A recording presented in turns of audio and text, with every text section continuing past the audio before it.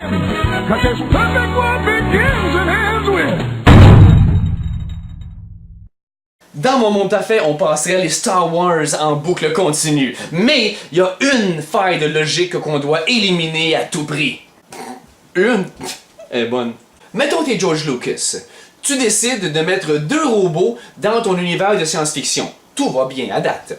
Tu décides que un robot va être très utile à l'histoire, perspicace, indépendant, courageux, qui montre de l'initiative, un vrai héros. Et de l'autre côté, l'autre robot va être chialeux, xénophobe, couard, épais, naïf et passablement inutile. Oh, mais pour être bien original, là, check bien ça, là. On va faire en sorte que l'un des deux peut juste s'exprimer avec des petits bip-li-boop et bip-li-boop, puis personne peut comprendre ce qu'il dit. Je me demande bien lequel des deux je vais prendre pour ça. Celui qui dit juste des niaiseries inutiles ou celui qui a vraiment des choses pertinentes à dire aux autres personnages? Quel choix difficile! Ça nous fait bien de la peine de dire ça, George, là, mais t'as choisi aussi bien que les baby boomers au scrutin. Fait comme c'est là, le personnage le plus utile de toute la saga est incompréhensible. Imaginez ce que seraient les Misérables de Victor Hugo si les personnages comprenaient fuck all de ce que Jean Valjean raconte. Now, prisoner 24601, your time is up and your parole's begun. You know what that means.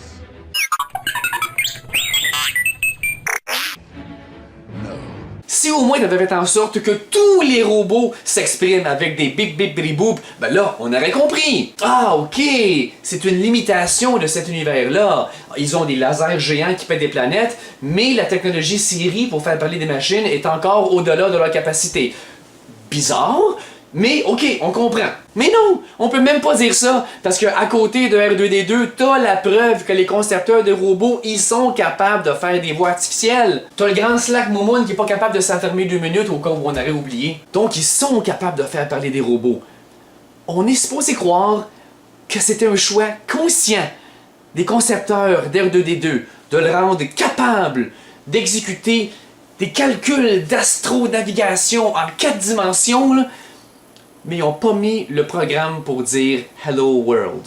Quelle bande de masochistes ferait exprès d'essayer de le comprendre en langage machine? Suffirait d'aller dans n'importe quel Radio Shack de Coruscant, acheter un traducteur USB, de plugger ça dans le cul d'R2D2 puis tout réjouir. Vous là, vous, c'est quoi votre machine qui vous parle la plus utile? Votre GPS? Bon ben, aimeriez-vous ça que votre GPS devienne incompréhensible? Non? Ben c'est tant pis pour vous parce que je viens d'apprendre qu'ils vont sortir un nouveau modèle avec la voix de Roy Dupuis. Abonne-toi, donne un like et abonne-toi. Abonne-toi, donne un like, donne un like.